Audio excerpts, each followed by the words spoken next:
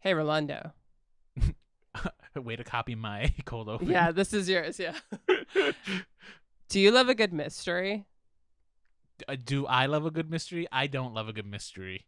You don't. I don't.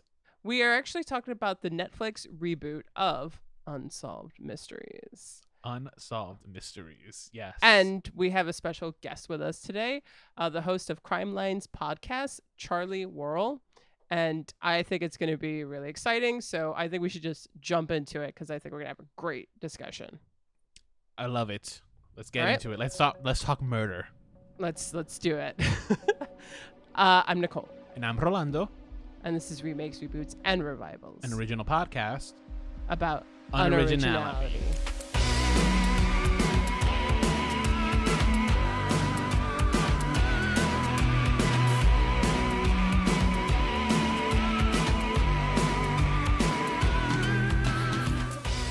I am so excited because today we have a special guest, someone whose podcast I've been listening to for a long time. We have Charlie Worroll of Crimelines podcast. Hi, thank you for inviting me on the show. I was really excited to have the opportunity. I was telling Charlie before the show started, I've been listening to her since her podcast before this, Insight, which you could still find, I think, on podcast platforms like Spotify. I found it on, and Apple Podcasts, and you can still find her current podcast, Crimelines. So check her out. Charlie, I just wanted to ask, why true crime? Why did you want to do these two podcasts? I've always been interested in true crime. It goes back generations in my family. So my great-grandmother was from Ireland, and she was poor and illiterate. So she'd have her children read her like those True Detective magazines. So then my grandmother grew up reading true crime. So that's what she read. So that's what my mom read. Court TV was on all the time in the background when I was growing up. So it's just kind of something I've always been interested in. Got into podcasting and decided to go ahead and try a true crime podcast since that is, what I'm spending my late nights looking up anyway. I might as well turn it into something. Mm-hmm. Nice. I had actually, true crime was always on in the background. Today we're covering Unsolved Mysteries. Was that something that you had on in the background a lot? Yeah, I am. So I'm a little on the old side. So I watched the original Unsolved Mysteries when I was a kid. Then when I was a teenager, they'd play the reruns on Lifetime, but like 11, midnight, whatever on the East Coast, super late. And I would come home I'd go to school, I'd go to work, I'd come home, and I would eat whatever food I scrounged up at 11 at night while watching Unsolved Mysteries. And then if it ended in a ghost story, I had to wait and do something else before I could go to sleep. like if it ended with a ghost story, I was done. Yeah. So yeah, me too. Out of curiosity, how often did it end in a ghost story? It feels like all the time, because that's what, that's back in the olden days, that's what sticks in my memory about Unsolved Mysteries was, like, if I think back to segments that I really just remember, it's the ghost ones, which is ridiculous because I don't believe in ghosts, but whatever. Yeah, I'm like half believe them, half don't. But anytime, like if I watch The Haunting on Hill House or anything like that, I'm up all night. It gets me. Actually, so Unsolved Mysteries, I also remember from my youth. Is this something that you watched, Rolando? No, I'm actually not a big fan of true crime. Hang on. Wow. I'm not a fan. All right, hang on. Let me rephrase that. I actually do like true crime, but I like more the exploration of the criminal justice system, not necessarily unsolved mysteries. Okay. All right. Yeah. So like something that has kind of like a happy end, maybe? Not necessarily. I think, so for example, I think one of my few forays into true crime was like Serial, right? That podcast. Yes, of course. And I argue that podcast isn't necessarily just about the true crime element. It's also about the, how do I say? It's also about the criminal justice system, right? Like, what is guilt in a crime, in a court of law, and that one didn't necessarily have like a happy ending, right? Because as far as I'm concerned, like I think there is justifiable cause for him, Adnan Syed, not to necessarily go to jail for this crime, but I'm not necessarily saying that he's guilty or not guilty. I'm just saying that there isn't enough probable cause.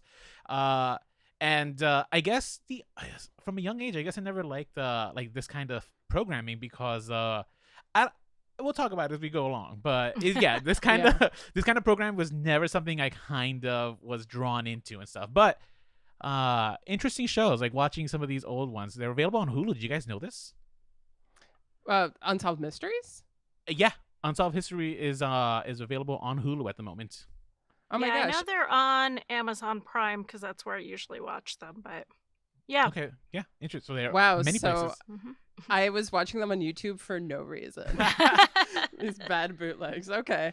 Well, so I'm actually glad you brought up Serial because that's kind of one of the reasons why I think we have this, among other reasons, we have this new reboot. But let's go back to the original Unsolved Mysteries.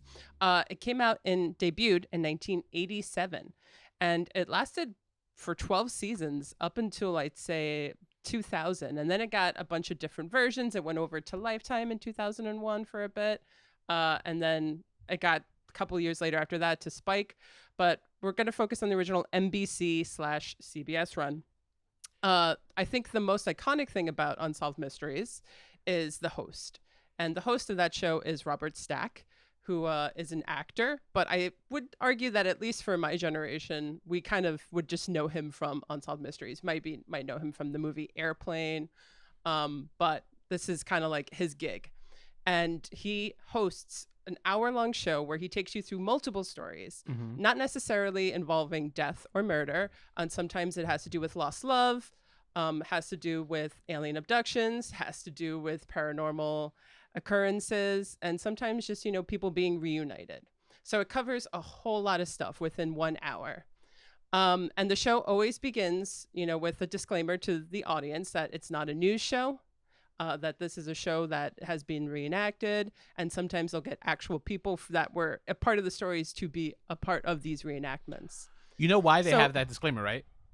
I read something like NBC was like kind of disowned itself from it and was like, we do not want anyone to think that this is us and this is us putting out news and claiming that it's news. Yeah, so it was NBC News that had issue, right? They didn't want necessarily too close to the programming and they didn't want to confuse audience members saying, because, keep in mind, a lot of the format for Unsolved Mysteries was similar to news storytelling, right? You had interviews with patients and stuff. The only quasi area that kind of starts getting into the realm of kind of a fiction is actually the recreations. Yes. And that's which are where very amusing. Yes. Oh, yeah, for sure. And they're almost always inaccurate. Almost always. Matthew McConaughey is probably the most famous actor who was in a recreation. He was is, he yes. really? He was one of the... early on, right? I think right before Fear and Loathing. So they've... I think he's probably the most famous actor that we've seen. It's not like Law and Order where we see all the actors. Unsolved Mysteries... I mean, you look at the quality of the reenactments and you're not really that surprised. None of those people became famous actors, but Matthew McConaughey is the standout. Yeah, I think that's what's one of the most interesting parts of this show, too, is that it does kind of like cross that line between, documentary and like giving you the facts and then narrative almost to the point where sometimes it feels a little too theatrical. But I also would argue that that's what's so great about it. Especially when I was a kid, it like really, really got to me. I always confused the show when I was a kid actually to the Twilight Zone. Something about Rod Serling and Robert Stack, they just like have the same kind of vibe to me and the way that they introduce the stories. They definitely do have the same energy, yeah. Yeah, and some of this, I remember this one Unsolved Mysteries that I actually just revisited because I looked it up, was about this woman who had some sort of UFO encounter and got radiation and it was killing her body and the government wouldn't take responsibility for it. And that right there, like not knowing what it was that you came into contact with, she like she saw something in the sky, came out of her car, looked at it for 5 minutes, and then after that her body was just like given up on her. And it was confirmed that she had radiation. That feels like a Twilight Zone story to me. So there is kind of this aura around some of these mysteries too that I could see why people would confuse them for narratives and why they had to kind of put that disclaimer at the beginning. They definitely did a lot of types of mysteries, like you said, and so they'd go into these ghost stories and psychics and paranormal, and then they would have just a straight up murder mystery or a case where they had a fugitive. They knew what they were looking for. They knew who they were looking for. I will say that I liked the murder true crime segments more, even if the ghost story ones have stuck in my head better. But I did, even growing up, I hated the Lost Loves one, which as an adult, I like those now. But I remember when I was younger, I was like, oh, this is so boring. Who cares? And then now I'm old enough to know that if you lost your brother, you'd probably want to find him. Like that. I mean, I understand now, but I mean, rewatching it, some of the early ones, the ones that do stick out are the stories of people being reconnected. And I'm sorry, I'm going to be muting you until you speak, just because the reverb. Okay.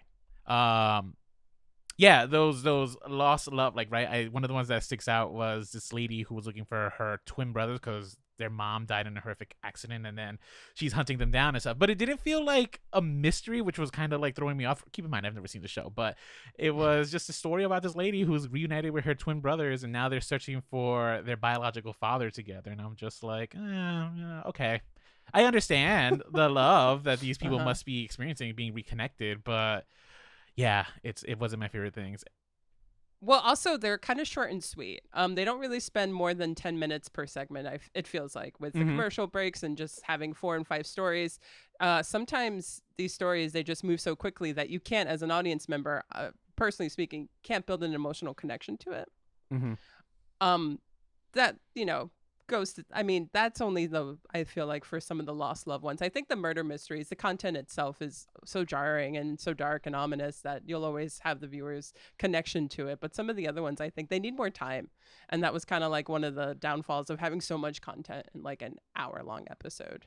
Yeah, I've watched those 15-minute segments, or they're 10 minutes, and then I'm like, I don't know if there's enough content here for a podcast episode, and I research it, and then I have a 10,000 word script, So they really boil it down to the most interesting elements, and that's how they keep the audience engaged and moving.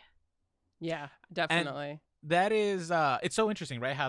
How they're able to. I find it fascinating that they're able to tell how many seasons does this show run? Like 12 seasons. 12 seasons. And then it went on Lifetime for a while, and then like 13. Okay. So 14, however long it was running for, though, the fact that they're able to create these many stories, and granted, they don't go in depth and stuff. I was still like surprised. Although, again, I agree with Charlie here about the going into the paranormal stories. So those don't really necessarily resonate with me, because me, as when we talked about to catch a liar to tell the truth, right? I'm not a fan of like the paranormal in general. And the very first episode that shows up on Hulu for the first episode was about the hauntings of the Queen Mary, the ship. And it's like a 12-minute segment. I'm just like rolling my eyes, because I'm not a ghost story. I'm not a paranormal believer. So yeah, that's my spiel. Well, actually, one of my other favorite old-time shows that have to do with true crime is Forensic Files. And I remember seeing on Forensic Files this episode about, actually, this case happened in New Jersey. And unfortunately, the man's name is escaping me, but he killed his entire family in his house, and then he disappeared. And he was supposed to kill himself, but he didn't. And then he went on to lead a life miles away from New Jersey, somewhere in the Midwest, I think. They put it on Unsolved Mysteries, and they actually had a sculpture artist make a sculpture out of what his face would look like. It's John Emile List. That's right. That's right. I know that guy. A truly disturbing story. And they made a sculpt of what his face would look like. And when they aired, someone saw that and said, that looks like my neighbor. And they were able to find him.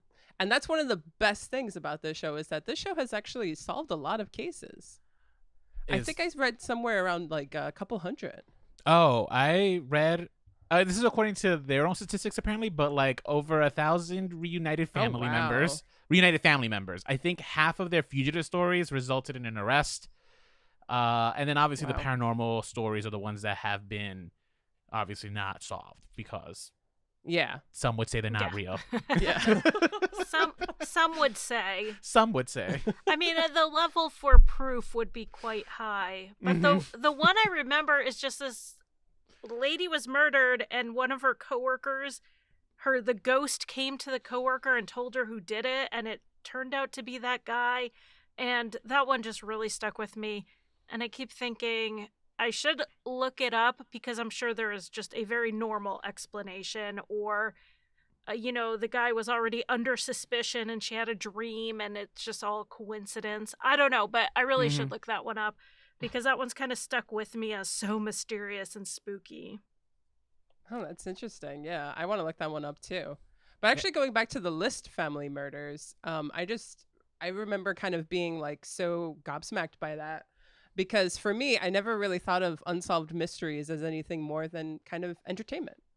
So the fact that it actually had a role in being part of like the case and keeping it active and getting it solved to me was just showed the power of media, but the power of getting like stories out there, and that this is what people will see. People won't like look at wanted ads or read the news as much, but they will watch a show like this, and that's probably more of a likelihood of you solving something, which is really interesting. Where I just as a thought, it's just such an interesting one about our society.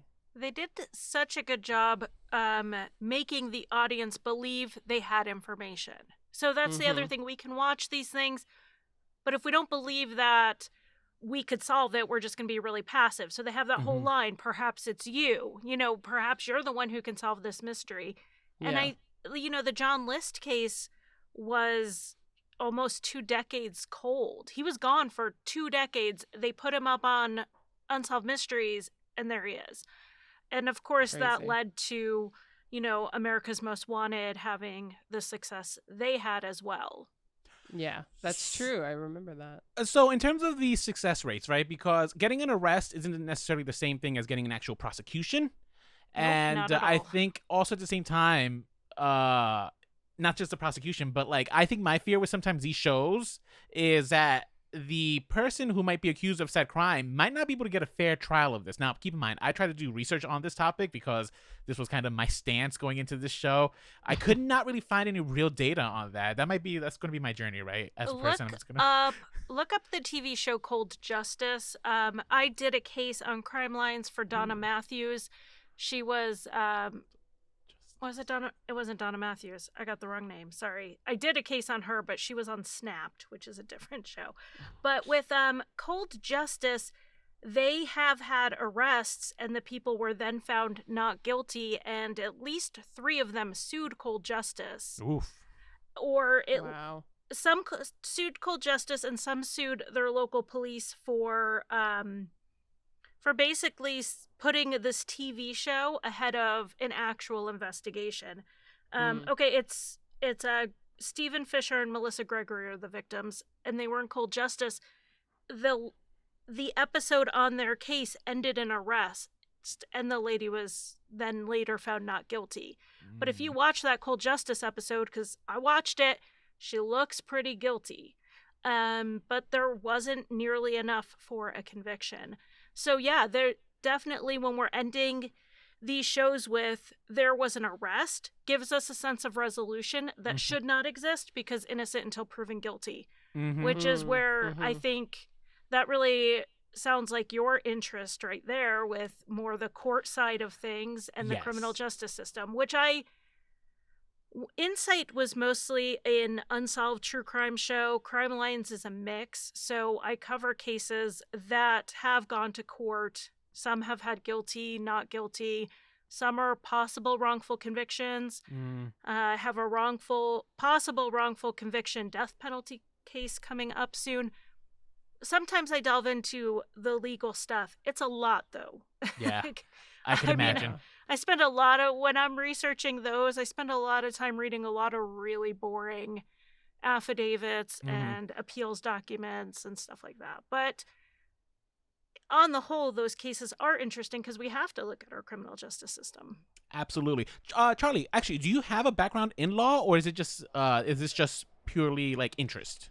Yeah, it's interest-based. My background is actually as an ASL interpreter. Oh, and awesome. Sign language and podcasting are completely useless together. That is true. like my deaf friends are like, so glad for your success. I have no idea what you're doing, but okay. I just sign radio and we move on. But so yeah, it's definitely, I went a very different direction. No, that's fascinating. I think so. This is where as much as like, yeah, the flaws of the shows that I do have with it, I do think this idea of kind of the viewer, right, kind of getting involved in the justice system, I find it interesting, not necessarily terrifying, because keep in mind, I also grew up with like a love of like comic books and stuff, and that is all vigilante justice. However, there is at the same time like a dark side that can come with that, right? So it's a balancing act, and yeah, I find it fascinating that you could be so interested enough, right, motivated enough to like read these like affidavits and these briefs and all that stuff, which would just go over my head. But yeah, like yeah, cool, if you're interested enough, it's crazy how much reading I have to do to prepare to write like one paragraph in my script, just to be able to fully understand it so that I can then boil it down. So I tend not to take cases that are too, like, I would normally not do a death penalty case because the appellate side of that is ridiculous, but I did use a researcher who is a defense attorney who works with innocence cases, works death penalty.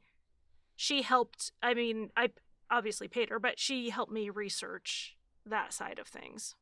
The Innocence Project? Yeah, she does innocence work, but not for the Innocence Project. Okay. That's a whole thing. Gotcha. No, cute.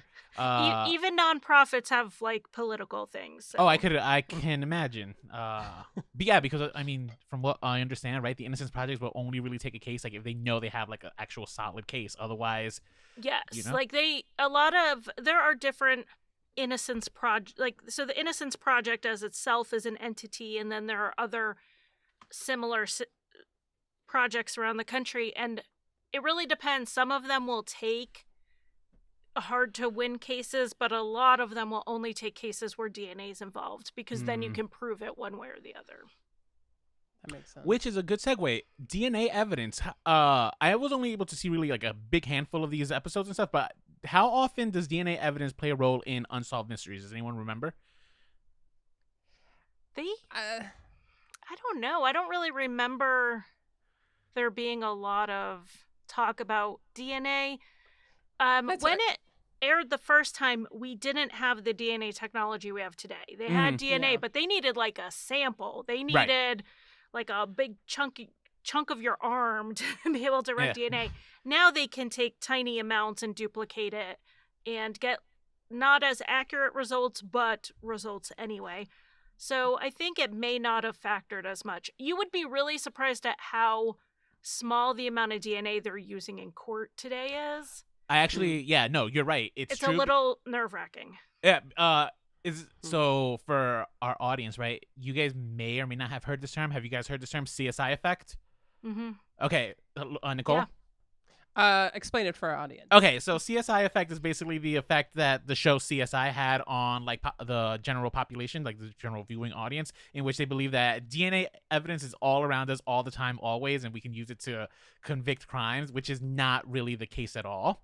It's kind of skews how we perceive. So it skews how we perceive like the criminal justice system again, right? So let's say you're in a jury.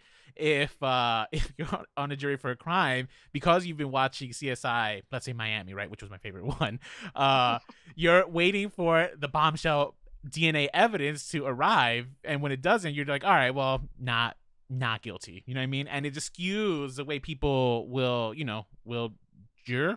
How do you? I don't know the plural. Yeah. Jur. Oh, jur. I was right. Jur. Jur crimes. It also cuts the other direction, in that a jury will hear forensic evidence that is not that accurate, like hair analysis. The FBI found that 95% of cases with hair analysis, the results were overstated to the jury by the expert. Wow. In 95%. They were still looking into about 1,200 more cases when Jeff Sessions cut that whole program, so that's a whole thing. But forensics are not as perfect as we like to think. Yeah. And so juries will also be like, the bite mark matched. Well, yeah, okay, a bite mark in an arm which moves, which is fleshy, you will not get an exact match if someone bites an arm. And they're matching it to like decomposing bodies. That's not That's not accurate. I like my dream podcast, if I had all the time in the world and time was not an issue, is I would make a podcast where all I did was debunk forensic evidence or put it in context to where people could understand the actual like, can you match handwriting? What is the truth about this? And cases where bad evidence convicted people. That would be and an they were awesome later podcast. exonerated. Yeah, that would be really, really cool. I know. Yeah. Can you even imagine how much work that would be? I could. Yeah, I seriously. would not. And I think that would be such a really helpful show too for I think so, too. TV. Yeah, because like I said, CSI, even Law and Order, one of my favorite shows. Like Oh crime gosh, I dramas, love right? Law and Order. And at the same time, though, it's just such a flawed view of like how the legal system actually works. Like start to finish, Yeah. it is just wrong. But I mean, I love that show. Mhm. I know I listened to your Star Trek episode and you talked about Trekkies and then you're like Fletchies, with Murder, She Wrote. Yes. When I was That's growing me. up, my bedtime was 8:30 and I got to stay up an extra half hour on Sunday nights to watch Murder, She Wrote. Murder, She Wrote, Aw. Matlock, Perry Mason. I mean, I watched Perry Mason on reruns. I'm not that old. But like those were my shows. And now I'm like into the really like the darker British ones. And then I just finished one of those like Nordic noir books. That's all I'm into. So when So, I'm not doing true crime, I'm doing crime fiction. It's like I'm a Nice. one-track Yes. mind. That's kind of me. I Yeah. watch Murder, She Wrote. I read Agatha Christie. All Oh that gosh, stuff. I love Agatha Christie. I Christie. love Agatha Christie. Yeah, we don't need to get it. I have a signed portrait of, I don't know if you've watched the Hercule Poirot with David Suchet. It's like my Yes. favorite adaptation. I actually have a framed signed picture of him as Hercule Poirot in my formal living room. Really? Oh, very nice. I But would we love to also see also that. have a Lego Millennium Falcon on the wall in our formal living room, so formal might be the Nice. wrong word for it. Oh, I love like the blending of genres here. I That's do. I awesome, love that yeah. too. My husband and I kind of have like the room split in half, and I have my half and he has his half. Where we Yeah, like one of the kitschy first- stuff. That's that's us too. And one of the first Speak- episodes we ever did was Murder on the Orient Express. I just wanted to say that everybody should go back and listen. I Oh, I was didn't. like, we have to do that one. So When I was listening to your Scooby Doo episode, I was thinking, I don't know why it popped in my head. I was like, I wonder if they did the Murder on the Orient Express. Did you do the new movie, We did. We the compared Kenneth new Branagh one? Uh-huh. yeah, I was so upset leaving the theater because the movie was so bad. it Oh, was yeah, we really I don't have- know. Is that your opinion? Nope, we shared the same opinion. Okay, good. That's it. Yeah, yeah. I was like, you Compared to guys the are like, first one, delete, too. delete yeah. this audio. All of us in this chat room here, we agreed. Eddie, right? It Like, was very disappointing. because the original one was I was so so good. Well, I love the original way The than I love original the is new one, but so I good. did like certain scenes of the new one. Like if they just turned off the volume, the new one was gorgeous. Like I Yeah. loved watching it. yes, it very just. visually appealing. Mm-hmm. Definitely. I think so too. Yeah, there was some beautiful kind of like looking down shots. Really, really nice, but it didn't crack it. And it's getting a sequel, Death on the Nile. So Oh, I love Death on the Nile. Don't ruin that book. That book is so. It's one of my favorite Hercule Poirot books. So yes, Yes. you mentioned an old Okay. episode we did, but you also did mention a future episode that we are going to be doing, which is Perry Mason, which Yep. is currently getting it's currently running on HBO. The remake reboot. It's a remake. It's a remake. Yeah. of- Okay. I would say. So we're gonna do that in the next couple of weeks. So Mhm. stay tuned. Okay, I'll have to. I didn't even know they were. I don't watch very much anything because I don't have time. Because I'm too busy reading about murder. But I do want to. I didn't know there get was it. going to be another Perry Mason. It is Yeah. currently airing as we Okay. yeah, currently. I don't know how many episodes is out right now. But It looks very, very different from the original, though. It's Okay. like it's got a whole new feel to it. So I'm intrigued. I'm more intrigued for Tatiana Maslany. I think What's that's her that? name. She was from Orphan Black, but she's a Oh, okay. phenomenal actress, right? And Okay. she's like the lead opposite of Perry Mason's character. So I'm curious to see what they do her. But anyway, Exciting. back to Unsolved Mysteries. No. You guys got me all over like the things I like to talk about, which is Agatha Christie and Unsolved Mysteries. So Nah, passion. That's what Nice. we want from our guests, right? And that's what we're Yes. getting. I love it. So, flash forward from the last time we got an Unsolved Mysteries, which was on Spike TV. They kind of took some footage of Robert Stack and they re-edited it, and that was the last time we kind of saw anything new of Unsolved Mysteries. Wait, when you So- say they re-edited it, what do you mean? Like they just took like his footage and kind of like were they just retelling old episodes or were they? Yeah. Okay, They okay. re-edited it. I haven't seen it. From Uh-huh. And my then understanding, that's what it was. I think they put the updates on too, right? Yeah, Ah, Like- yeah. So a lot of times, watching those is really frustrating because you're like, "This is such a great mystery," and then they're like, "It's solved," and you're like, "Well, okay, never mind." And it's like every single one is like that. yeah, that's how I was saw a watching lot them of on Hulu. updates, yeah. That's how they show up, right? Where as soon as the Mhm. segment ends, they'll be like, update, update, update, and they give you Yeah. like the update of what has happened. And I Yeah, was just like, and oh, some of them okay. are very unsatisfying too. Interesting. Yes. Yes. Yes. Actually, Nicole, I did want to mention Uh-huh. something else before we did move on, though. Okay. Okay. So this is just me as a minority gay. I was noticing a lot of people who get front and center though were predominantly white people. Now that could have just been by coincidence the episodes that I saw, but I happen to also notice usually criminals tend to be cast on the darker shade, not necessarily black, but like they tend to skew a little darker tone. mhm. And usually these criminals. I mean, one of the ones that comes to mind was this guy who was using his wife as like a human shield when he was like at a standoff with police, and then he comes out and it's like, of course it's a Latino. Why would it be a Latino? Oh wow. So I don't know, Nicole. I mean, you watching this, right? Like, am I just reading too much into it now? Obviously, we're looking at it through a different lens, but would you say that was the case? Because keep in mind, I only saw a handful of these older episodes, so I don't know. I could have just had. Yeah, the it's draw. hard to say. I mean, I haven't watched as many as I would like to properly answer that question, but I do think it was more so like just late 80s, early 90s. Just political correctness wasn't kind of part of the agenda, so they weren't really realizing whose stories they were kind of telling. Gotcha. The one thing that I did notice when I watched them was it was a lot of Midwestern stories, and sometimes I felt like the way that the show kind of portrayed them too wasn't necessarily in the most flattering light. I would agree to that. Yeah, And that was one of the things that I don't know. That was one of the things that I was like, I wonder if I'm the only one who's looking into this or not. That sometimes it kind of, there was this one story, I'll give this as an example. There's this woman who was being sexually assaulted, and when she was supposed to give evidence about it and tell her story, she did a lie detector, and the lie detector said that she was withholding information. And I don't know, I'm not one to put all my hopes on a lie detector test. As you should not. And no, not at It is- all. It is a flawed system. But every time they'd put surveillance on her, nothing would happen. Every time surveillance would be off, something would happen to her. She'd get sexually assaulted again. And they ruled it as that she had multiple personality disorder. And I just thought it was really interesting because I kind of thought that it was unfair of the show to kind of agree with this diagnosis that she had multiple personality disorder just because they never were able to find this person who may or may have not frightened her in order to not speak. So that was one example that I just wanted to bring up, but that's it. Like the show kind of taken not the best perspective on its own subjects. And that was a sexual assault episode, you said? Yes. Okay. Charlie, But, I'm and then sorry. she It was it ended Cindy- with her dying. Cindy Yeah, Cindy. James. Yeah. Cindy Yes, James. yes. She Oh. she died, and Mhm. her body was found bound, and they still believe that she was the one who did it to herself.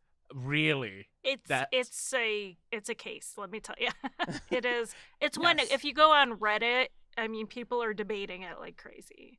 Yeah. Still. Interesting. I want to check this. I'll check out this story. So it sounds like this case itself is a mystery. But that was one thing. But actually, portrayal of stories and whose side to take, that's something that I think actually kind of continues into this next one. You were kind of cut off so- a little. I'm sorry. Wow. Oh, well, I was just saying that, perspective of the filmmakers and the producers and whose story to tell and whose side to take, that's something that's very, I think, prevalent in this new version, the 2020 Netflix reboot of Unsolved Mysteries. I just wanted to set the kind of frame of the last time we saw Unsolved Mysteries about 10 or so years ago to today. A lot has come out within kind of like boosting, I think, the popularity or at least the mainstream popularity of true crime. You mentioned Serial, the podcast. Yes. I mean, since that, there have been so many podcasts that have come out. My Favorite Murder is huge. There's so many people who go around, saying whether or not they're a murderino. Are you a murderino, Charlie? No. I mean, I support what they're doing, but they're a comedy podcast first, Yeah. true crime second, which is totally fine, but I like a lot more substance to my stories. Like, they'll tell a story and it'll be entertaining, but I'm like, well, what about this? What about this? What about this? You didn't answer any Yeah. of these questions. And that's why it takes me so long to make my own show, because I'll be Mhm. like, well, what about this? What about this? What about this? And I'm constantly digging. And so those are the shows I'm drawn to, the really detail-oriented ones. I wonder if you'll like this or not, but when I was telling people about your podcast and site, because there was two of you, I was like, it's the anti My Favorite Murder. They Yeah. actually go in on detail and they don't really joke about it. These are the facts. But what were you going to say, Yeah. Rolando? I actually had a question, Charlie. I don't know if you mind answering this, but how often do you spend working on an episode? I spend from starting research to an edited episode is 15 to 20 hours per episode. Wow. And that's just to get one episode out that, obviously doesn't account for social media, marketing, Mhm. all those other things that I do. And then it's not my only show that I write for. I used to write for, I don't know if you know the network Parcast, but I've written for them Yes. before. Wow. I've written for other true crime shows, but right now I'm just focusing on my own shows, but there's multiple of them. So, right now Crimelines puts out 6 episodes a month. Wow. I write for Rusty Hinges, puts out 2, and then I do 4 live streams. So, like, live stream podcast episodes. So it's a lot all the time. Now, the live streams don't take me as much time, but the regular episodes do. Wow. Do you think that, all right, so at a certain way, have you become like kind of numb to kind of murder and crime? I've always had a pretty good boundary. There are a few times I've like had a rough time. I was covering a case of an infant who was abducted at birth while I was Wow. pregnant. Not Oh. a great, not Not- a good idea. Not a good idea. I like read the part about like the mother, how she felt like sitting there without her baby, and I like had to put it down. I had to walk away. It wasn't great, but I don't get into gory details. My episodes are much I don't get into gory details because I feel it's disrespectful to the victims. Like, they have lost all privacy and dignity. I can give them a little bit. So the only gory details I give are ones that are relevant to understanding the case, or, the evidence that comes up later in court, or how they caught the killer. So I don't really get into the gory stuff. There are cases I'll walk away from. I'll look into it. Someone suggested I do the case. It was a adoptive child who went through a rebirthing thing to treat her I'm losing the word, reactive attachment disorder. Wait, what is rebirthing?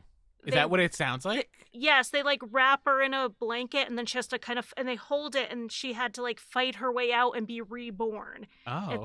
It's controversial because unfortunately the girl died. They suffocated her in this thing, and then it's the therapist and the adoptive mother and all this legal stuff. And I was like, oh, I think I'll do that. I got like 10 minutes into reading about it. I was like, I can't spend 20 hours with this material. Like, it's too upsetting.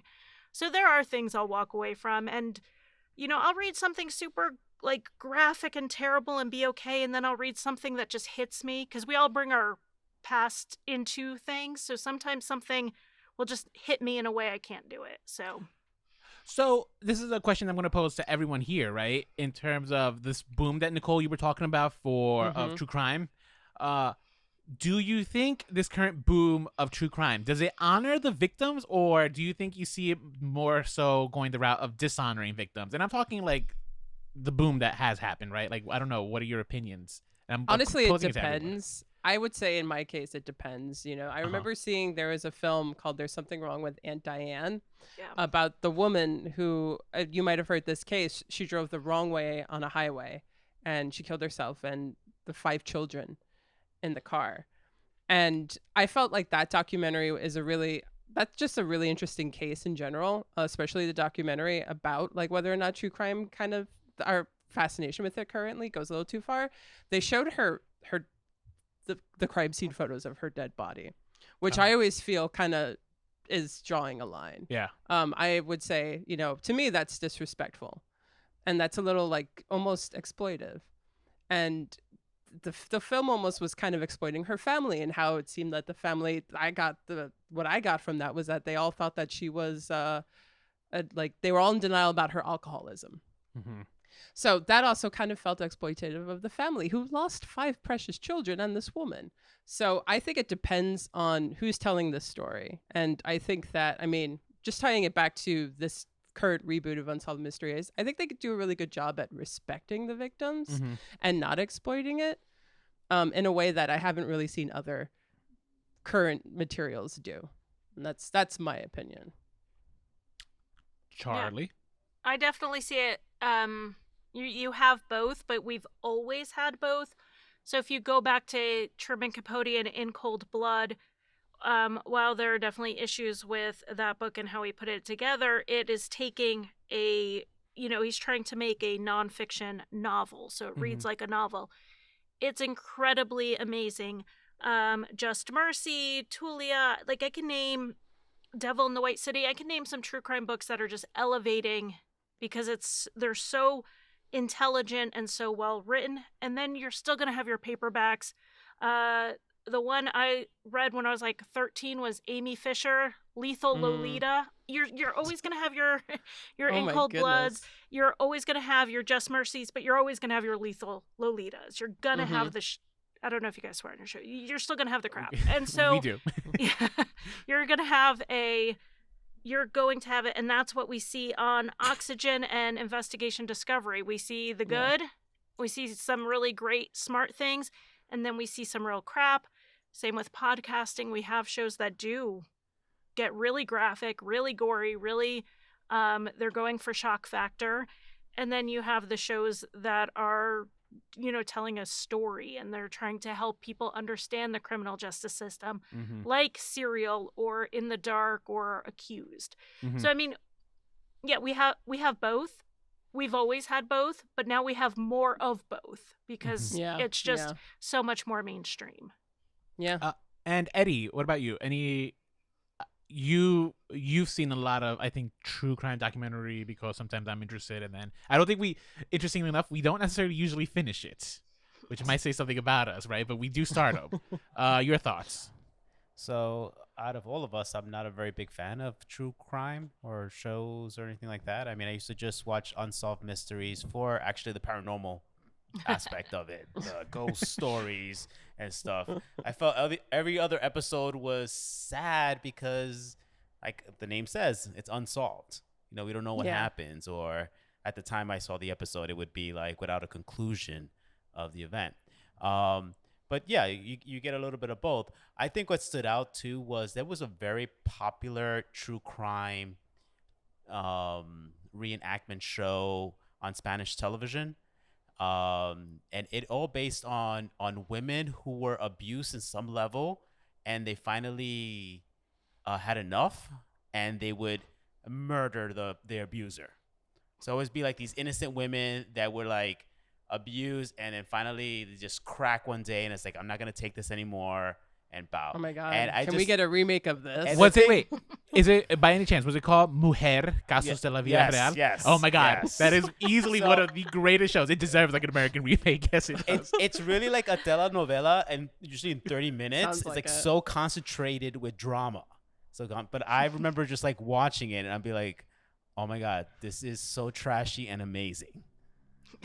But Well, that's one word that I would not describe this current Unsolved Mysteries. I'm just going to go back to this new one. It's so different in comparison to the Robert Stack show. And it's interesting because they said that they were going to give it a freshening up. Mm-hmm. So they completely removed a host. There is no host for this new version of Unsolved Mysteries on Netflix, although you do see Robert Stack's face when it says Unsolved Mysteries. If you see that's his face. So that was kind of like a nice little tie-in and tribute to him. But the people tell their stories. And then to fill in the gaps, you'll get text, which I think is a nice effect. Sometimes, when you hear other people, it just like it needs to be more direct, like direct cinema. They need to tell their stories. And I think that's a nice effect. And it's one story per episode. And Right. it really they've stated that they really want to just tell people stories and not take a side, and that's something that I kind of believe, and I kind of don't, because it goes against human nature to not take a side and to not have your own opinion. So they're on record as saying that they don't want to pick a side in these stories. Yes. Interesting. I do documentary filmmaking. That's what I wanted to do for my career-wise, and you just know the bias is always going to be there. Always going to be there. I think in these instances, the bias is still there because each episode, they tend to, except with the exception of maybe the UFO one, but the episodes where there's a murder or something, they do lead you to believe that there's a suspect, and this is why we suspect this person. Yes. And yes. I don't know. I'm just saying, it's just like, if that's the route that, if they were trying to go for that, I don't know if they've succeeded. But I'm also I won't blame necessarily the filmmakers on that. I might take this on Netflix, as a whole, because I think that they're usually, so the documentaries that I've seen that tend to be exploitive have been the Netflix documentaries, and I'm talking about like the one Making with a Aaron Hernandez. Making a Murder, less exploitive. It did have exploitive elements, but I was still, again, exploring the criminal justice system, not necessarily the crime itself.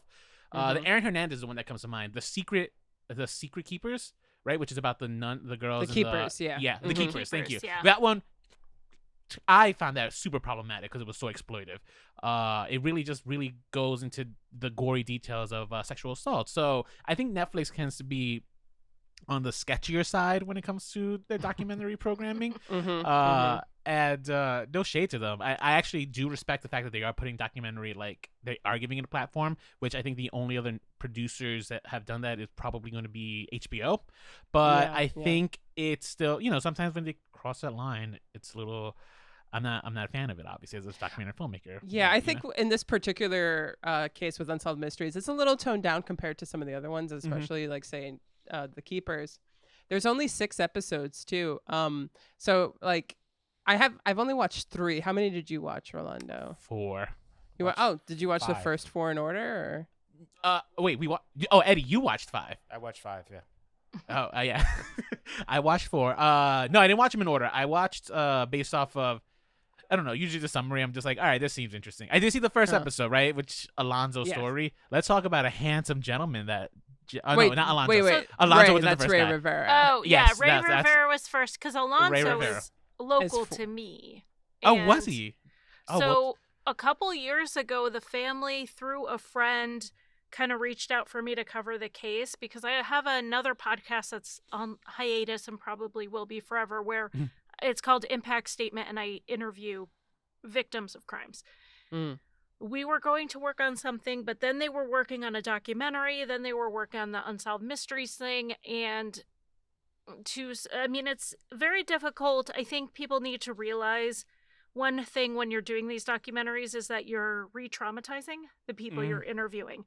So, like you said with The Keepers, one of the most problematic elements I had is I was listening to a woman tell her story that she has clearly not healed even the littlest bit from, and they're like, let me put a camera in your face. And I'm like, had she come to me and wanted to tell her story on my podcast, I would have told her no. Because I will not. I one time interviewed someone who was clearly not ready to tell her story, and I will never do it again. It was a mess for everybody. Anyway, man. It was a mess. Anyway, I learned a very valuable lesson that I'm sure people who go to school for journalism learn real fast. Right.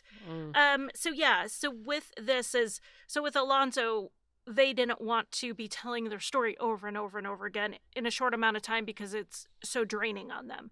So then with Unsolved Mysteries coming out to kind of promo it, we talked about me covering the case on Crimelines.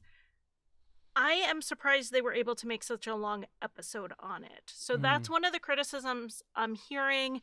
It's why I've not covered it on Crimelines, is there's not a lot of information out there. And I'm even local, so I know all the local gossip, right? Still not enough information out there. So that's one of the criticisms I've heard about this reboot is the first one, they're taking 30 minutes of information and cramming it into 10 minutes with cheesy reenactments, and now they're taking 15 minutes and stretching it out. Did you guys feel that way when you watched it? So this one I think is really trying to get us emotionally invested with the people. They spend a lot of time on backstory on who these people were, so that you can really like get a sense not only just like of who they were, but like of sadness for this loss of a human being.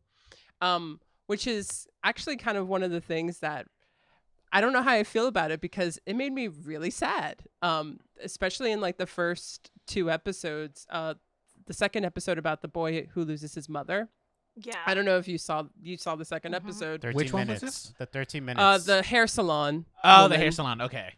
And Another you one that I really think go was a into little detail. biased. With, like, That one was, I think, that's my big that example one felt a of little bit on the. biasm. It's just like here's the spotlight. This is who we suspect. Yes, I'm yes. like, I really want to know, like, they have to have had hours of interview footage with him, and this is what they chose to put in there. Yes. So you are always Mhm. having a bias when you're choosing what to include and what not to include. So Yes. I read an article that they did. They had like a lot of like what they say creepy moments with him that they didn't include.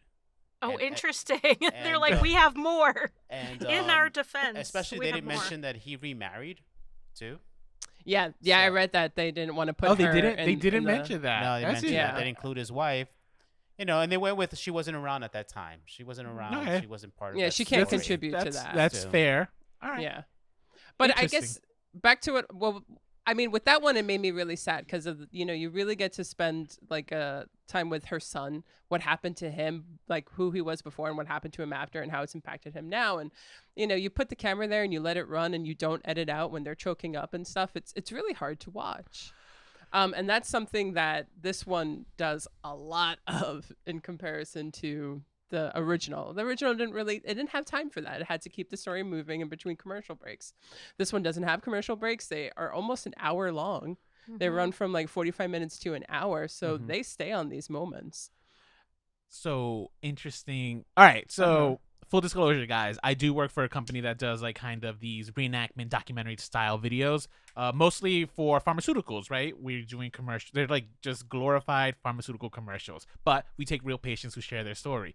I happen to know from experience, you film a lot and you're always going to just make sure you keep the best parts. And my producer, my head producer, my boss, he always, if they cry, we're making sure it's going to be there on the front page. So I can be very cynical when I'm watching these kinds of things because I know from an editing standpoint, from a production standpoint, it's just like this can all just be like just clever editing tricks, right?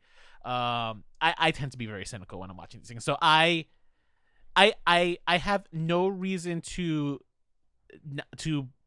doubt him, right? The kid who did lose his mom, but I also have no real reason to doubt his father when he said he was a problem child because, single mom, new marriage, kids tend to act up. So who's telling the truth? Now, he did show some problems in terms of kicking his son out, like the moment the mom went missing. But yeah, I don't know if that's exactly what happened or if that's just how it was kind of the phrasing kind of maybe got lost in translation a little. You know what I mean? Like I actually seem to doubt that it was so instantaneous, but I wasn't there. I don't know. This could be an editing trick where you just took the wrong phrase. You're just putting in the phrase to kind of imply it without saying it directly. That's the thing, because now immediately I'm going to be like, well, he also openly admits in the edit of this show. So it's all, we could thank the editor for this, but he says, it's good that I have her ashes and that the son doesn't have the ashes and that the son will never see the ashes. They do not belong to him. They belong to the husband. But keep in mind, he didn't say those weren't the words he said. Yes, You're and paraphrasing. that's the thing. Also the editor could have been like, I'm going to take this moment where he says, and that's a good thing, and I'm going to put it here right after him saying, I have the ashes. Yeah. Which is, that's wrong, but they could very well be doing that. They did that in the Jinx, the Robert Durst documentary. Mm-hmm. It's so famous because they got him on this hot mic moment where he goes, "What the hell did I do? Killed them all, of course." But that's not what he said. He said those sentences reverse order, and there's a bunch of lines in between them. So when he said, he said killed them all, of course, kind of out of context. Then later when he says, "What the hell did I do?" he was talking about doing the interview. And it came out in court when they had to release the transcript, because he's on trial, that they edited it to make it sound like he said, "What the hell did I do? Killed them all, of course," which he did not say. And this is this hot mic moment. This was their like bombshell end of the series, and they fabricated it. And they said, "Oh well, it's the spirit of what he said." And I'm like, "No, but it's not what he said. It's not what he said. It's not the spirit of what he said." I don't remember now. Did he get convicted, or is he still free?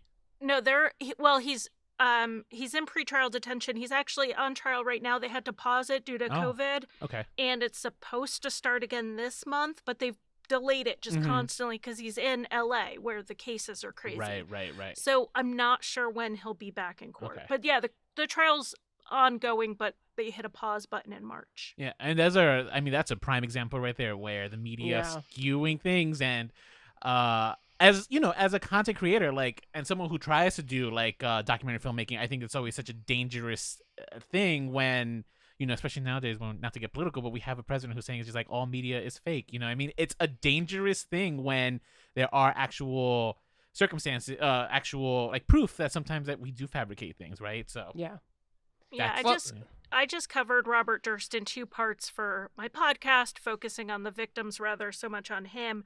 And it was the first time I had heard that those words were manipulated. And I kind of resent the fact that they made me defend Robert Durst on my podcast because I think he did it. Like, I'm not going to pretend I don't.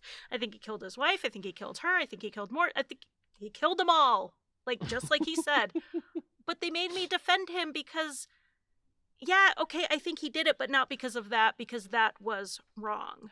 I think after looking at everything outside of the jinx is why I think this.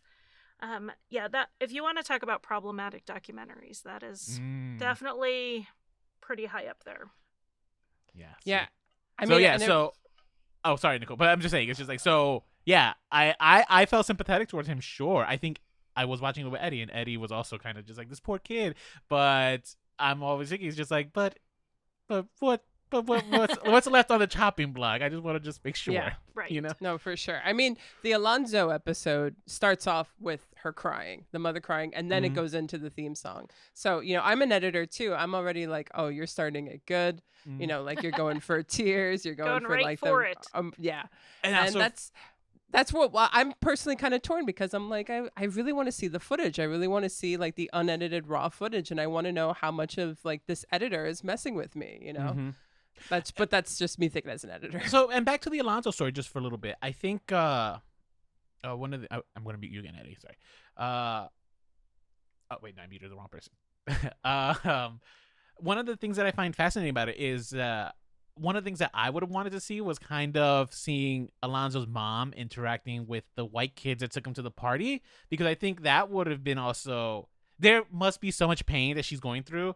And like, I know the show was doing a job not to blame these kids, because, you know, when you're kids, you're going with whoever to a party, it happens. I think that's a moment that could have been caught on camera, like having the kids kind of explain their side to her, because I'm sure she must have a lot of blame, put the blame on them, right? They took him to a party and they left him there, and I have to believe that it's just like, she must be so bitter about, I would be, like, if that was my kid, you know what I mean?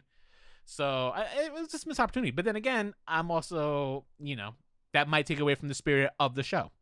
As a filmmaker, I'm looking at it, and I would have wanted a moment between the mom and the kids that took Alonzo to the party, because I can only feel like how much blame she puts on them. Yeah. But again, it might have would have taken away from the spirit of the show, which is the unsolved mystery aspect, not like the closure. And kind of the so-called neutrality of it, because it kind of, you know, this is a terrible thing to say in some regards, but it's kind of like, you know, putting them in a ring and just letting them at it. Like, it's kind of, it's not the show's responsibility to kind of do those things. It's more so just to deliver the facts, which I really hope it does. Because I did feel like it was biased. Like, you know, it's like, you're giving me the facts about this woman who in a 13-minute window disappeared, but you're pretty much telling me that it was the husband. So it's like, especially because we have 2 witnesses who saw her, and there's that 13-minute window, and it looks like it couldn't have been him based on his receipts and everything, but the show is really implying me to that, because it just decided we're going to show you the fact that he sleeps with her ashes and all of this extra weird stuff that they decided to keep in. So one of the things I had to ask you guys from watching the show, do you think when they're planning these episodes, right, are they looking for victims that are going to capture well, obviously, on camera, right? Because let's be real, very first episode, Ray, beautiful, tall, dark man, and it's just like, okay, I see it.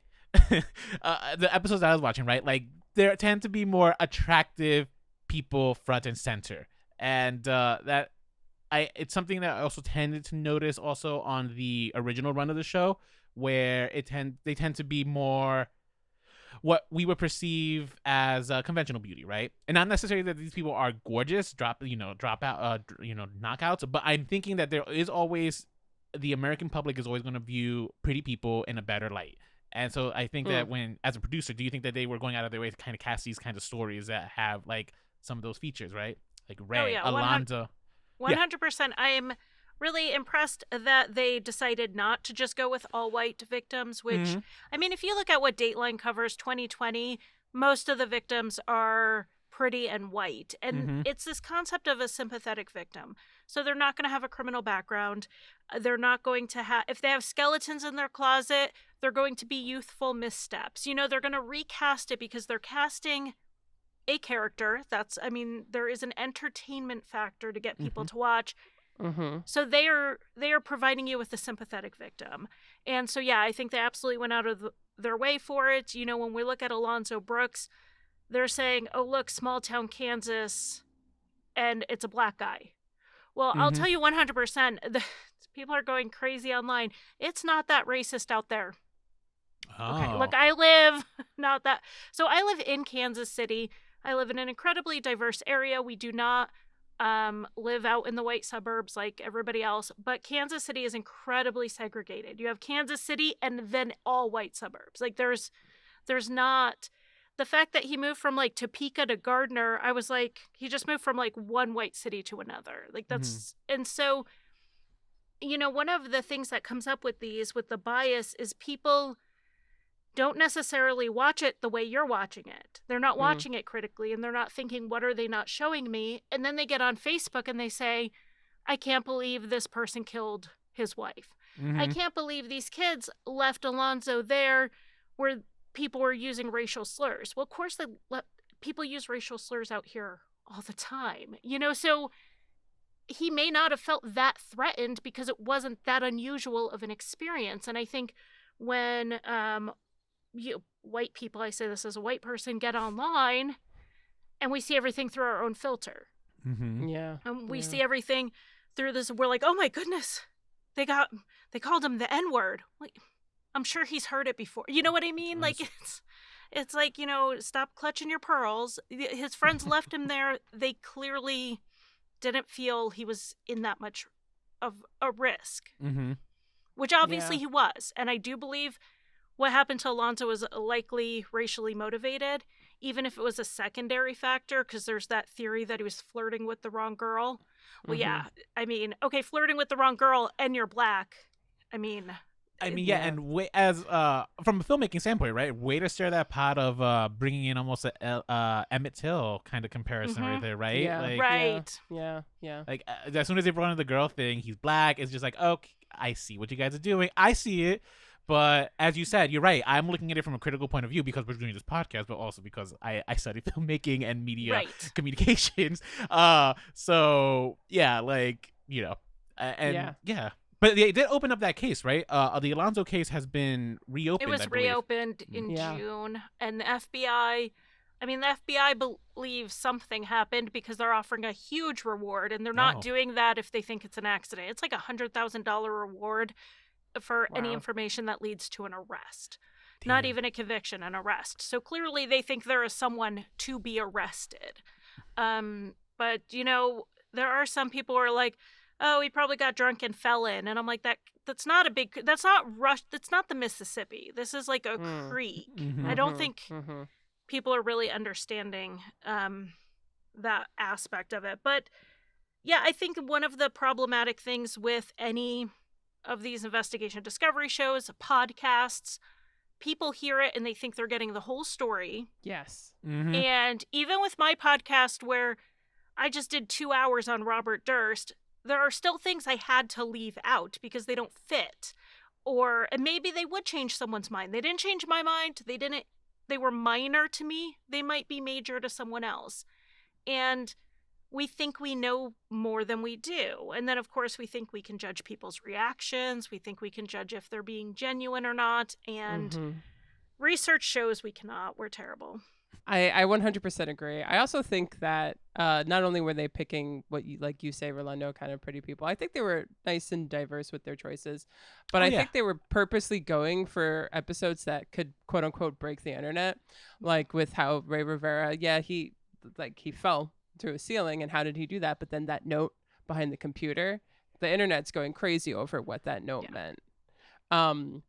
The woman, the internet's going crazy over her husband, Alonzo. The internet's going crazy over this theory that he was in a freezer, and then after the police were done with their search, they dumped the body. Like so many, it's just things that like get people involved, playing their own kind of detective game. I think they really want people to be a part of that. The note inspired me to like start leaving these random notes around the house. In the event, God forbid, anything should happen to me, I could just people can find it and be like, there's a mystery to be solved. Well, the very first case that we did on Insight, the episode's not even available anymore, is on a case of Lori Erica Ruff. And it was a woman who took her own life. And when she did, they found out she was living a lie that wasn't her real identity. They ended up finding her through genealogy matches. But when they went into her house, she had all these notes with all the stuff written everywhere, and they put them online, and everyone's trying to decode it. Turned out she was just not mentally well. She was unstable, and she was writing stuff, and the internet spent so much time deciphering this because armchair detectives, I'm including myself in this. We like solving things. We like ciphers. We like a good clue. And even with picking cases for my podcast, if I hear there's a case that has a really great clue and the clue is the hook, that bumps it up on my list because I know it's going to be interesting for me to research. It's going to be interesting to my audience to listen to. Yeah. So I have a question then for everyone with this oversaturated market that we have of true crime in all forms of media. Do we think that this reboot was needed? Ooh. Does it bring anything new to the table? Like, why did this happen? Do we think it should have happened? Anybody? I'll go first. So I thought it would be a stern no going into it, but watching these are actually like, I think the camera work and the way they did the reenactments is a level of production value that it just provides that I was kind of here for. Don't get me wrong, I do miss like those cheesy reenactments. Those cheesy reenactments are so good. Like, I miss Robert Stack. So good to watch. And you know what? Yes, I do miss Robert Stack. I actually started watching in prep work for the podcast. I actually started watching the older episodes first, which is usually the opposite of how I work. Everyone who listens should know by now. Yeah. I always watch the new stuff first and then go back. But Robert Stack, I don't know, his delivery, him standing in front of like that newsroom where people are just running around in the background, like all that just kind of gives this show like a cheesy quality that I was here for.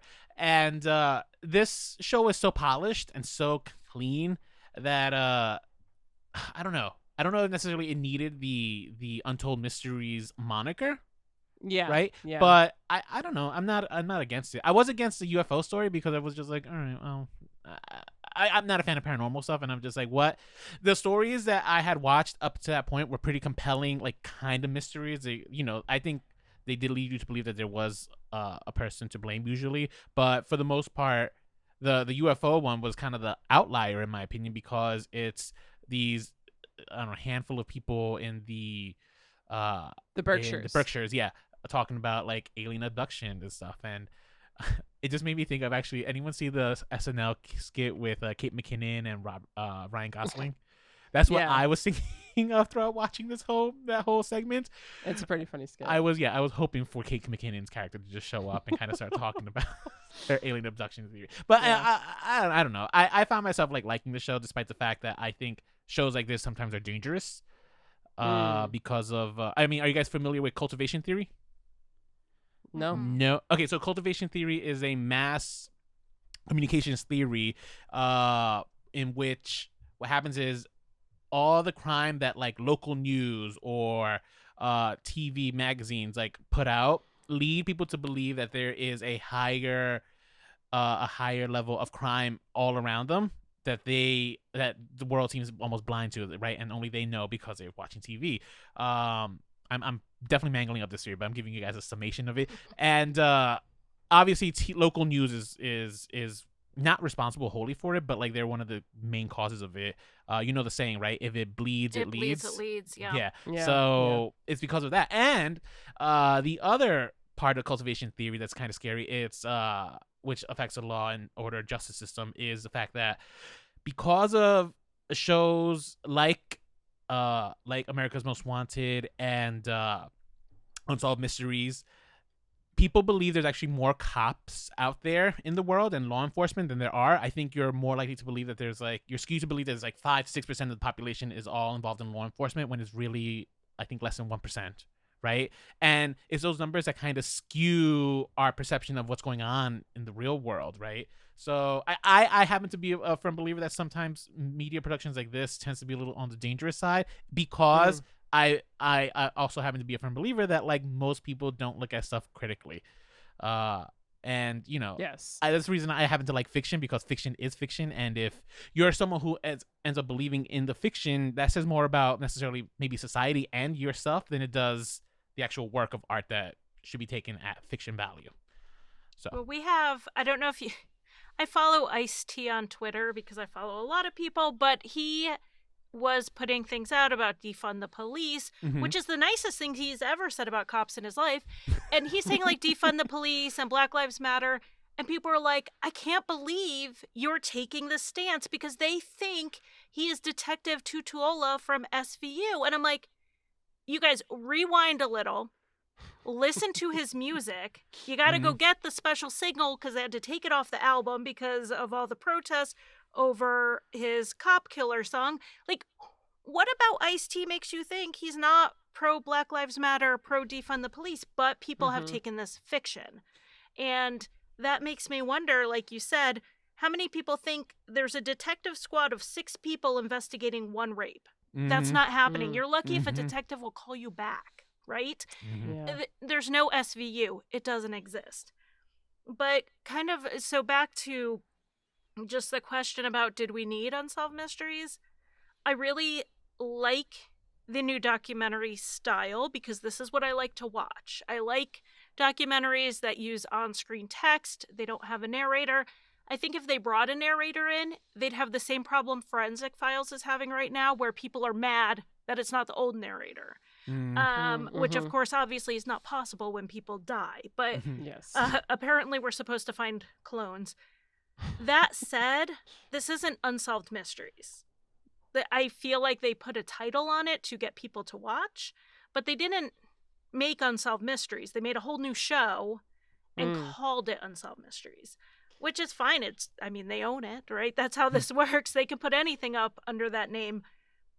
It's not Unsolved Mysteries. Like, it's not, I can think of so many ways they could have used this documentary style, did shorter segments, kind of gave it back that feel, did, I don't know, more shots of the woods, of dark alleys. I don't know what it needs, but it doesn't feel like Unsolved Mysteries, and I think it's going to disappoint the people who wanted it to be. Yeah. That's definitely missing. Like, there's kind of this kitsch factor in the original Unsolved Mysteries. You know, maybe it was just Robert Stock himself, or maybe it was kind of like the rush and just the facts, 15 5-minute segments about it. The other stuff that wasn't just about murder, you know, having multiple stories. It's definitely like its own property. It's a good property. I agree with you 100%. I'll say for me, I think it's, and this is kind of like a really simple yes, it's needed simply for those people whose stories are being told about the people that they've lost. The fact that the original was able to help solve in their own ways some of these cases, or at least reopen them, you know, it gives me hope that some of these stories will have those kind of endings for them. And I think that that's just like kind of worth it in itself. But from a media landscape, I don't think it should have had this name. But nonetheless, that's I think the only way that people would have watched it is under the name Unsolved Mysteries. Although true crime is so popular now that you put out anything, people will probably watch it. But Yeah. and I will say to your cultivation theory, that is super true because like, you know, anytime my girlfriend leaves the house and she goes to New York City, I'm like, okay, you have to text me every single step of the way. If you don't text me past 9 p.m., are you okay? Like that stuff has made me think that people are out there ready to pounce on her. So Cultivation Theory, like it explains why people can be so scared. There's another theory actually that explains why people are afraid of after watching TV. I forgot the actual name of it, but Cultivation Theory is like usually the one that people use in terms of explaining like why people believe there's more crime than there really is. And you know, I'm not just blaming like shows like just Unsolved Mysteries, right? I you know, the 24-hour news cycle also has a heavy hand in why that is. For sure. So, I want to ask one thing. What do you guys think of the fact that Netflix dumped apparently their evidence onto Reddit so that way the armchair detectives themselves can like go out and solve some of these mysteries? Like, how do you guys feel? Ethical, unethical, weird, marketing gimmick? What are I your mean, it feelings? happens. They're out there. Armchair detectives exist. People are going to do this, period. So why not give them the platform for it, and why not be involved and, you know, have Netflix's name on it? I mean, at the end of the day, looking at just from a business standpoint, it's good business. If it's inevitable, I don't know. To me, it is what it is. Charlie? I haven't looked at how much they have released, but a lot of information is public record. You can just file your own Freedom of Information Act request. I've done it. I've gotten things from police departments that I can use that haven't been published elsewhere. They're public records, so they can be published, just no one else was looking into it. That can be a little bit problematic in the sense that you are then an arm of the police department to an extent because they have discretion over what they release for the most part. So I did a FOIA request and I got it partially fulfilled because it is an unsolved case. They sent me some of the case file and they sent me everything they had on one suspect with hardly anything about him redacted. And then like no one else. And I'm like, well, so if I was Netflix putting something together and that's what the police gave me, the story I have to tell is of one suspect. So I don't know what Netflix is putting out there, but I do think we need to remember in unsolved cases that the police control what they release and and to a degree that controls the media. So I just want to put that out there. That's Very so. true. I didn't even think about that. Right, like the fact that you're right. Like you're only getting the evidence that like will be released by the authorities. So Yeah. that And they said that in the second episode, you know, they said that there's actually a lot of stuff that they aren't releasing that because they think that, what did they call it? Like if they release it, that means that the person who is guilty, they can like bring up this like in conversation or something. I forgot what that was. I forgot the term also, but I know they use a Law and Order SVU where someone says a detail that only the person who committed the crime knows. Yeah. Yes. I forgot what And it's called. That's how JB Fletcher solves all of her they murders, always so. I mean they always have hold back information because people confess to things all the time, and so they do always have that hold back information. But I had a recent FOIA request that was for a nonviolent crime for a robbery denied because they're still investigating it. So if it's an open case, they can deny your request outright, or they can choose what they release. And I think that's important to know. That is super important to know. That is, and something I'm critical, and I didn't even think about that. Like that's something that just never would occur to me. It's just like, of course, like that. You need to like ask someone for this information, and they're only going to give you what they can or allowed to or want to give you. Yeah, and the person you appeal your, if you get denied or you get partially denied and it goes to review, well, it goes to the state attorney general. So I mean, basically, the police police themselves, right? So that's how the FOIA requests. If you want to really overturn it, you have to go to court. I'm not going to court over. In a podcast episode. I'm dedicated, not that dedicated. So, yeah, there's so It's interesting. I mean, that definitely controls what Netflix can put, or what Unsolved Mysteries can put together and what they can release. Yeah, for sure. Yeah, interesting. Yeah, didn't Well, went over my head. See, So you need to write to law enforcement more often. you To should, whom it may Rolando. concern. I'm gonna write them. It's just like I want everything, every crime that was related to the release of this movie. Because sometimes the movie itself, sometimes the movie themselves are the crimes. I would say Charlie's. You're like, I would like to file a report. Yeah.